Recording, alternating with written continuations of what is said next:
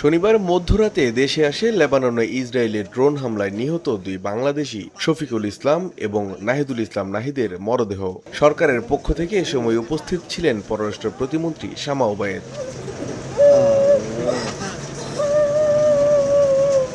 পরিবারের কাছে লাশ হস্তান্তরের সময় স্তব্ধ বিমানবন্দরের ৮ নম্বর গেট। স্বজনদের আহাজারিতে ভারী হয়ে ওঠে চারপাশ।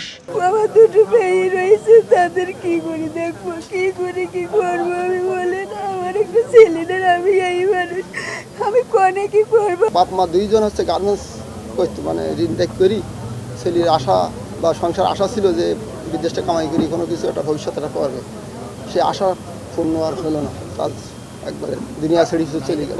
এ সময় নিহতদের পরিবারের পাশে থাকার আশ্বাস দিয়ে প্রতিমন্ত্রী জানান, প্রবাসে কর্মরত শ্রমিকদের নিরাপত্তা নিশ্চিতে কাজ করছে সরকার। আমাদের সরকারের পক্ষ থেকে যে সকল সহযোগিতা আমাদের করার প্রয়োজন হয় সেই সকল সহযোগিতা আমরা করব।